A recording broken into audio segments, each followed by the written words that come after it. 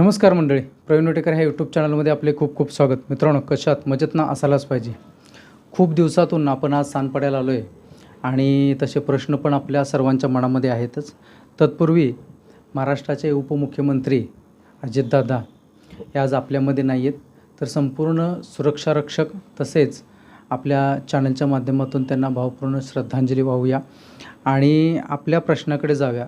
खरं पाहता सुरक्षारक्षकांचे प्रश्न म्हणलं ना की बेहया प्रश्न असतात आणि सुरक्षारक्षकांनी थोडंसं ज्या मातीमध्ये आपण जन्मलो आहे ना, ती शिवरायांची शूरवीर अशी गाथा गाणारी ही आपली भूमी आहे. थोडासा विचार सर्वांनी करावा. आपली वैचारिक पात्रता जी आहे ती आपण उंचवावी या अपेक्षाने आपण हा चॅनल चालू केला आहे. तर आपण सुरक्षारक्षकांचा प्रश्न आहे. साहेब, चॅनलमध्ये माझं स्वागत. खूप दिवसातून आपण आज भेटतोय. प्रश्न असा आहे की साहेब, पगारवाढ तर होणार, पण आमच्या सुरक्षारक्षकांची नोकरी वाचणार का? हा व्हिडिओचा टायटल पण आहे. कायद्याची अंमलबजावणी तसेच केंद्र शासन नवीन नवीन कायदे आता बनतेत, कायदे बनवलेत सुद्धा. महाराष्ट्र शासन कशा पद्धतीने लागू करणार, या सर्व काही गोष्टी. मध्यंतरी जिल्हा सुरक्षारक्षक ज्या ठिकाणी अमरावती आहे, पुणे आहे, तुमचं रायगड असेल, या ठिकाणची परिस्थिती, या संपूर्ण विषयावरती आपण आज बोलणार आहोत. तर तत्पूर्वी आपण पहिल्यांदा प्रथम माझ्या चॅनलमध्ये स्वागत करून आपण सुरुवात करूया की सुरक्षारक्षक मंडळाची आत्ता सध्या परिस्थिती कशा पद्धतीने चालू आहे. धन्यवाद प्रवीणजी. सर्वप्रथम आता हे नवीन वर्ष चालू होऊन बरेच दिवस झाले, तरी पण नवीन वर्ष सुख समृद्धी आणि भरभराटीची जाऊ सर्व सुरक्षारक्षकांना महाराष्ट्रातल्या. आणि तसेच जे महाराष्ट्रावरती जी शोककाळ पसरलेले आहे, आपले तरुण तडफदार नेतृत्व सन्माननीय उपमुख्यमंत्री अजितदादा पवार यांचं आकस्मिक निधन झालं, त्या संदर्भात आपले महाराष्ट्र राज्य सुरक्षारक्षक आणि जनरल कामगार संघटना, त्याचे सर्व पदाधिकारी, महाराष्ट्रातील सर्व सुरक्षारक्षकांच्या वतीनं त्यांना भावपूर्ण श्रद्धांजली अर्पित करतो आणि मग पुढील विषयाला आपण सुरुवात करू. आता तुम्ही जे बाकीचे जे विषय सांगितलं की आपली नोकरीचा प्रश्न असा आहे की कायद्याची अंमलबजावणी करणं हे सुरक्षारक्षक मंडळाचं आद्य कर्तव्य आहे आणि ते झालं पाहिजे. पण परिस्थिती अशी आहे की महाराष्ट्र शासनाच्या मनामध्ये काय आहे हे काय आपण सांगू शकत नाही. कारण बरेच वेळा आम्ही प्रत्यक्षात बैठका घेतल्या. आपले आमदार किसन कथोरे साहेब यांनीसुद्धा एक बैठक कामगार मंत्री महोदयांच्याबरोबर घेऊन सर्व विषयावरती आपण चर्चा केली. नवीन JR चर्चा केली. एनी पर्सन ह्या गोष्टी, एनी पर्सन आणि एनी सिक्युरिटी गार्ड म्हणजे कायद्याची व्याख्या काय ह्याच्यावरती आपण चर्चा केली महाराष्ट्र शासनाशी. मलाही महाराष्ट्रातून नागपूर, अमरावती, नाशिक, रायगड, पुणे इकडून फोन येतात नेहमी आणि आमची द्विधा मनस्थिती अशी होती की आपण शासनाकडं पाठपुरावा तर करतो, पण म्हणावं तसं शासन तिकडे लक्ष देत नाही. आपण कमी पडतो आहे किंवा अधिकारी मंत्री महोदयांना काय वेगळं सांगतायत, हा मोठ्या परिस्थितीत हे सुरक्षारक्षक ॲक्ट आणि स्कीम अडकला आहे. आता मी अडकला एवढ्यासाठी म्हणतो की शासनानं 27 मार्चला जो नवीन शासन आदेश लागू केला, त्याच्यामध्ये 1600 मीटर धावणं, 800 मीटर धावणं, 400 मीटर धावणं, 100 मीटर धावणं, परत गोळाफेक, उंचीमध्ये फरक, शिक्षणामध्ये फरक, हे सर्व केलं. परत त्या परिणामग्रस्ताचं जे व्याख्या ती बदलून टाकली, रिकमेंडेडची व्याख्या बदलून टाकली. म्हणजे कायद्याला कसा छेद देता येईल हे संपूर्णतः चित्र पालटून टाकलं आणि ह्या महाराष्ट्रातल्या संपूर्ण एजन्सी ह्याला कशी मदत करता येईल हेच अधिकारी आणि मंत्री महोदयांना समजून सांगितलेलं दिसत नाही की कशी मदत करता येईल ह्या दृष्टिकोनातून शासन कामकाज करते. आज महाराष्ट्रातील संपूर्ण सुरक्षारक्षक मंडळाचं कामकाज ठप्प आहे. बघा, आम्ही ते मंत्री महोदयांच्या निदर्शनास आणून दिलं की ही जे एजन्सीवाले जे काम करतात ते केंद्र शासनाच्या पसार ॲक्टनुसार काम करतात. आता पसार ॲक्ट काय आहे ह्या खोलात जाऊन मी वेळ वाया घालवणार नाही, पण त्याच्यामध्ये 8वी पास, 9वी पास आणि उंचीमध्ये फरक, शिक्षणामध्ये फरक, ह्या सर्व गोष्टी त्याच्यात अधोरेखित केल्यात. मग तुम्ही समजून घ्या की आपला जो सुरक्षारक्षक मंडळ जो कायदा आहे ॲक्ट आणि स्कीम ही मुदलातच जे एजन्सीत काम करतात त्यांना प्रोटेक्शन देण्यासाठी बनवलं. मग हे शासन असं का करतं आहे की प्रोटेक्शन देण्याचं सोडून द्या, की त्यांना परत त्याच खाईमध्ये ढकलतं आहे. मग मला सांगा, जर राजा आणि प्रधानच जर असे असेल तर मग आपण न्याय कुणाकडे मागायचा? आमच्या मनामध्ये फार मोठी शंका आहे. आम्ही समजून सांगण्यात पुरेपूर प्रयत्न करतो आहे. म्हणजे आम्ही कमी पडतो आहे का सरकारी अधिकारी मंत्री महोदयांना उलटं सांगतात हे समजत नाही. तर ह्या पद्धतीत आज विचार करा, मुंबई मंडळामध्ये 2000 सुरक्षा रक्षकांची आवश्यकता आहे. हो. बघा, मंडळ पुरवू शकत नाही. ही कमजोरी कुणाची आहे? कुणाचं म्हणायचं हे, म्हणजे कुणाची कमजोरी मला सांगा? मंडळांची आहे का तिथल्या काम करणाऱ्या संघटनांची आहे का जी काम सुरक्षा रक्षक करतायत? आज बरेचसेच युनिट बोर्डातून निघून जायला लागले, एजन्सीचे सुरक्षा रक्षक ठेवायला लागले. मग ह्याला पाठबळ कुणाचं आपण समजायचं पाठबळ? म्हणून मी तुमच्या चॅनलच्या माध्यमातून सन्माननीय मुख्यमंत्री देवेंद्र फडणवीस साहेब, सन्मान्य कामगार मंत्री आकाश फुंडकर साहेब यांना हात जोडून विनंती करतो, तुम्ही सर्व सुरक्षा रक्षक मंडळाचा आढावा घ्या, पसारा ॲक्टचा आढावा घ्या. तुम्ही काढलेली GR, आत्तापर्यंत 7 GR काढलेत. किती? 7 शासन आदेश.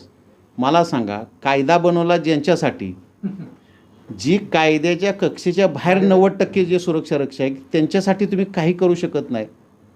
पण जे कायद्याच्या कक्षेत येत आहेत त्यांना GR काढून, शासन आदेश काढून तुम्ही त्यांच्या कामामध्ये हस्तक्षेप करता. हा कुठला न्याय मला अजून कळालेला नाही.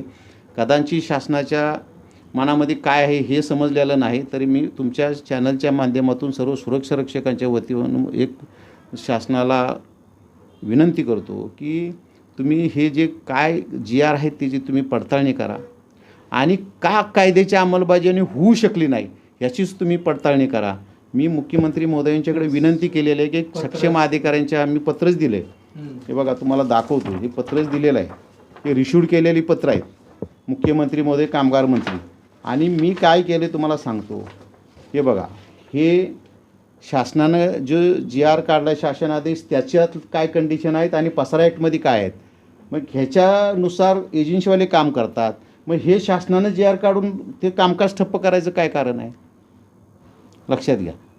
बरं, आम्ही ओपन भरती द्या म्हणून सांगितलं. जेवढी सुरक्षा रक्षकांना मागणी आहे ती तरी तुम्ही करा, जेणेकरून जे आस्थापनानं, मला सांगा, जे आस्थापना मागणी करतील त्यांना जर सुरक्षा रक्षक पुरवले नाही तर मग ती आस्थापना बोर्डाचे सुरक्षा रक्षक ठेवेल का? मग जर नाही ठेवले, आज IIT पवेचं युनिट गेलं, कुणाला दोष देणार? आपण सुरक्षा रक्षक पुरवू शकत नाही म्हणजे शासनाचाच त्याच्यामध्ये हस्तक्षेप आहे असं समजायला लागेल ना. छोट्या छोट्या तर बरेचसेच गेल्या. काय काय परिस्थिती चालली जर माहिती घेतली तर तुम्ही काय भयान. त्याच्यात महामंडळ आपल्या डोक्यात येऊन बसलंय. म्हणून तर नोकरी सेफ आहे काय, हेच तर आहे. मीरा भाईंदरमध्ये 200-250 लोक महामंडळाची घेतले सुरक्षा रक्षक. त्यांनी जो फरक आहे पगाराचा आपल्या मंडळाचा आणि त्यांचा 2-3 हजाराचा जो फरक आहे तो सुद्धा दिलेला नाही. ते म्हणे आम्हाला महामंडळाचा पगार कमी आहे, तुम्हाला कशाला आम्ही एवढे देऊ. म्हणजे आपली जे काही 100 लोक काम करतात त्यांचासुद्धा शॉर्ट पेमेंट येतं आपल्याकडं. म्हणजे ही परिस्थिती, वस्तुस्थिती आहे. आता ह्या अशा बऱ्याचशाच गोष्टी, ह्याला कोण वाचा फोडणार आणि शासन का लक्ष देत नाही? आपण प्रत्येक वेळेला शासनाच्या निदर्शनास आणतो. नवीन GR का आदेश काढायचे, शासनाचं कामकाज ठप्प काढायचं, 2-2 महिने 3-3 महिने पगार नाहीत. आपण मागणी बरेच वेळेला करतो आहे.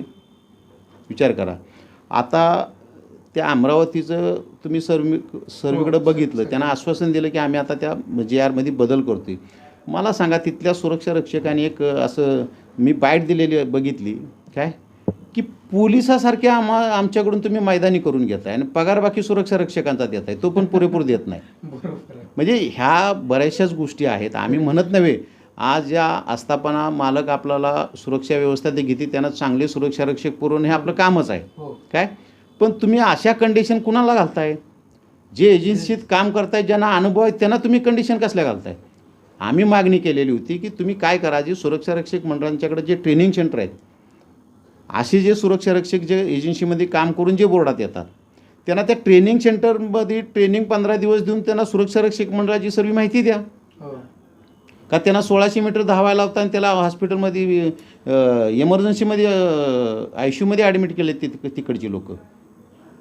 म्हणजे सरकारनं तळागाळातील सुरक्षा रक्षकांची काळजी करावी, त्यांचं वेलफेअर कसं चांगलं होईल ह्याची काळजी घ्यावी असं मी तुमच्या चॅनलच्या माध्यमातून शासनाला आवाहन करतो.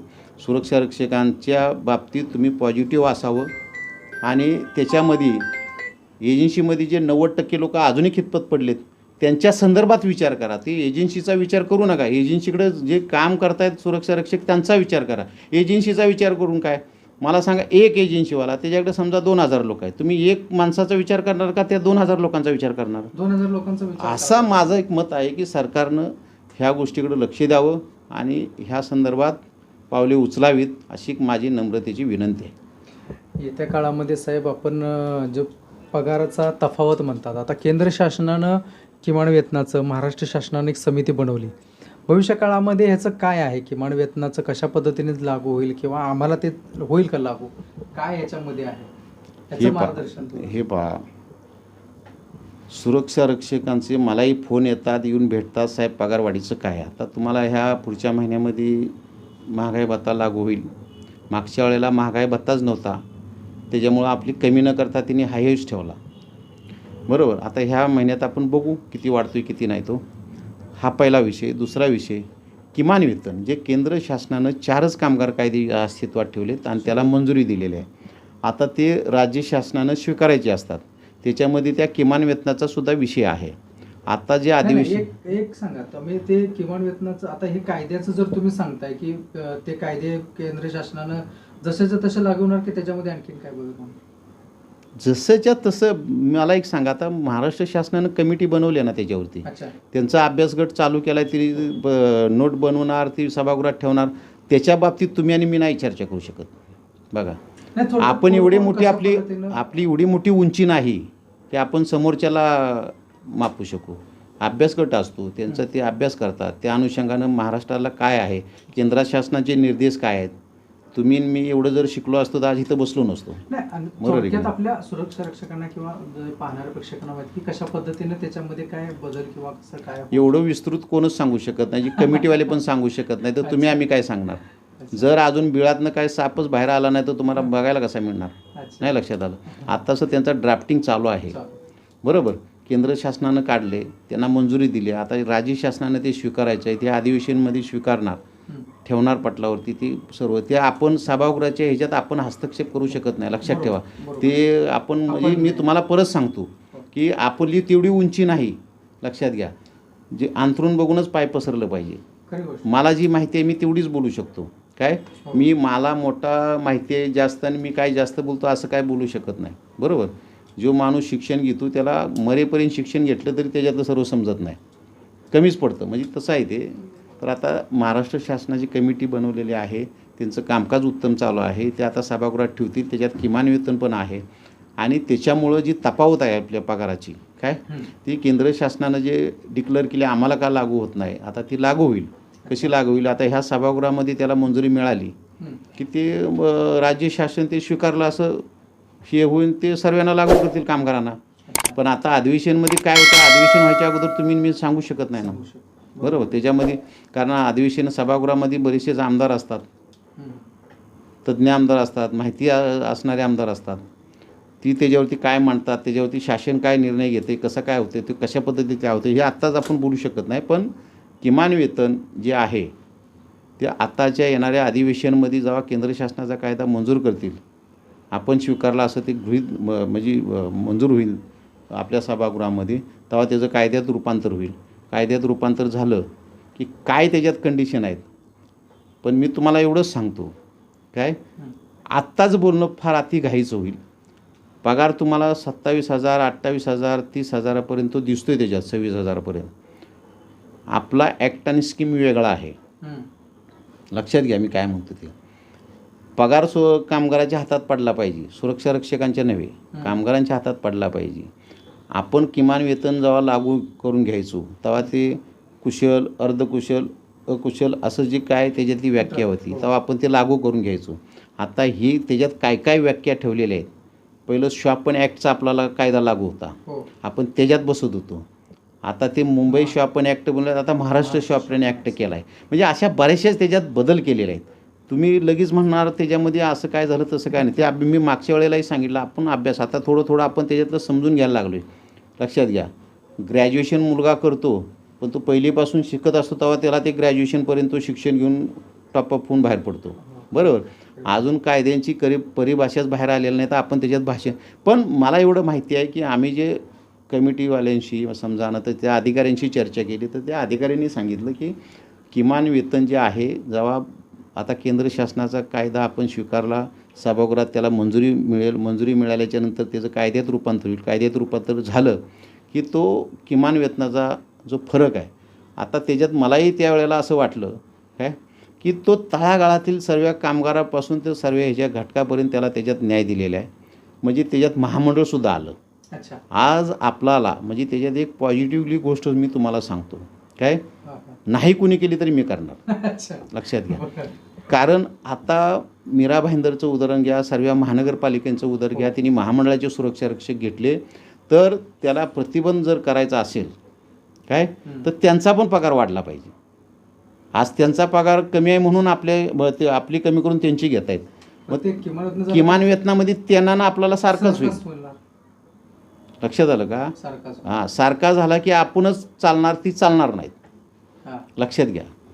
म्हणजे हे गुगले आहे हा एक प्रकारचं. तर ते ह्या किमान वेतनामध्ये दूर व्हावी 1-2 महिन्यात ह्या अशी आपली पण अपेक्षा आहे. आणि तमाम महाराष्ट्रातील सुरक्षा रक्षकांनासुद्धा पगारवाढ ही 100% होणार. नाही झाली तर आपण करून घेणार. आलं लक्षात. पण तुम्हाला हे कायदे जे काय बदललेले आहेत ह्याच्यासाठी थोडं थांबावं लागेल. काय आम्हीसुद्धा मागणी केलेले पागारवाढीचं ताबडतोब तुम्ही निर्णय घ्यावा. काय म्हणजे आपण त्या किमान वेतनाची मंजूर होऊन हे होईस तर आपली जी काय पगारवाढीची जी सिस्टीम आहे ती लागू करावी अशी आपण मागणी केलेली आहे. आता त्या संदर्भात शासन काय निर्णय घेते त्याचा आपला पाठपुरावा चालू आहे. नाही, महामंडळाचं साहेब आपण बोलतोय महामंडळाचं आता शासनाने किती GR काढले प्रत्येक ह्याच्यामध्ये. तुमचं आरोग्य विभाग असेल, शासकीय आस्थापन असतील, तुमचे जेवढे आता हॉस्पिटल झाले नंतर त्याच्यानंतर वकील जज राहणारे ठिकाण हे सगळंच आलं त्याच्यामध्ये. मग सगळं त्याने ते फटाफट एवढे GR काढले की काय विचारू नका.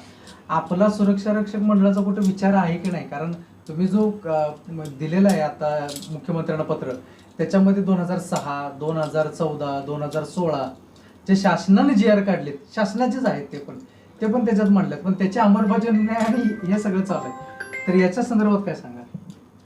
याच्या संदर्भात तुम्हाला मी जर सांगितलं तर तुम्हालाही पटलं पाहिजे, आपल्या सुरक्षा रक्षकांनाही पटलं पाहिजे. सरकार कसा दुजाभाव करतं लक्षात घ्या. महामंडळाची सुरक्षा रक्षक ठेवण्यापेक्षा आपल्या रजिस्टर आस्थापना आहेत ह्या तुम्ही जी नावं घेतली ती आणि तिथं ऑलरेडी सुरक्षा रक्षक मंडळाचे लोक काम करतात तर महामंडळाचा ठेवायचा काय प्रश्न येतो.